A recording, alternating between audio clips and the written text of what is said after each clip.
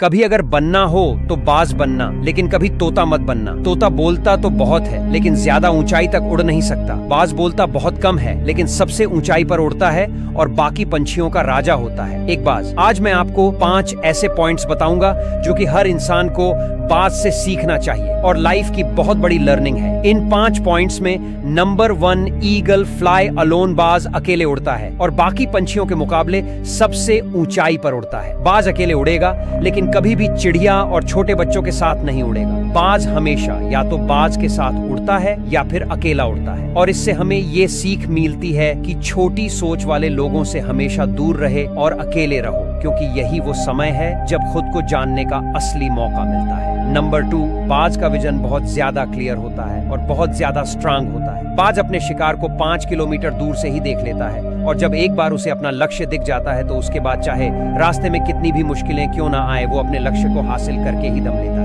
इससे भी एक बहुत बड़ी सीख मिलती है कि अपना विजन क्लियर रखो और उसे हासिल करने में फिर चाहे कितनी भी मुश्किल क्यों ना आए, पीछे मत हटो। उस बाज की तरह नंबर 3, बाज कभी भी मरे हुए जानवरों को नहीं खाता, वो हमेशा जिंदा शिकार करता है और इससे हमें ये सीख मिलती है कि जो हमारा पास्ट है वो मर चुका है, तो अपने उस मरे हुए सड़े हुए थॉट पर ध्यान मत दो और अपनी आने वाली ताजी फ्रेश जिंदगी पर ध्यान लगाओ। अपने पास्ट की पुरानी यादें जो तुम्हें तंग करती हैं उन्हें वहीं रहने दो जहां पर उसकी जगह है और तुम्हारे पास्ट की जगह है। तुम्हारे पास्ट में उसे वर्तमान में जगह मत दो, क्योंकि एक बार तुम्हारा पास्ट तुम्हारे प्रेजेंट में आ गया तो तुम्हारा पास्ट तुम्हें कभी प्रेजेंट में नहीं रहने देगा। पास्ट में तुम्हारे साथ कितना भी बुरा क्यों ना हुआ हो, वो सब यादें, वो सब थॉट मर चुके हैं। बाज की तरह बनो जो मरी हुई चीजों को कभी नहीं खाता।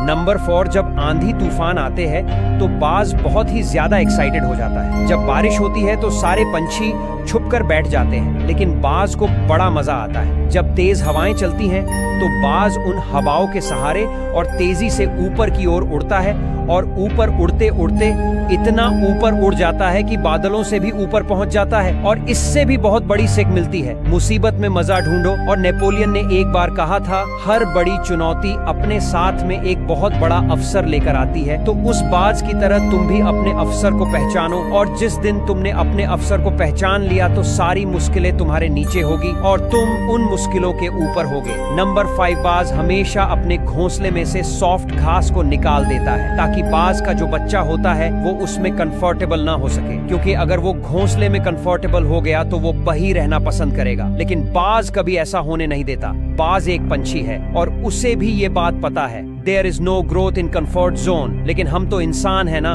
इंसान होने के बावजूद भी कई सारे लोग इस बात को समझते ही नहीं। आप जितना ज्यादा कंफर्ट जोन में रहोगे, आपकी लाइफ आने वाले टाइम में उतनी ही ज्यादा अनकंफर्टेबल हो जाएगी।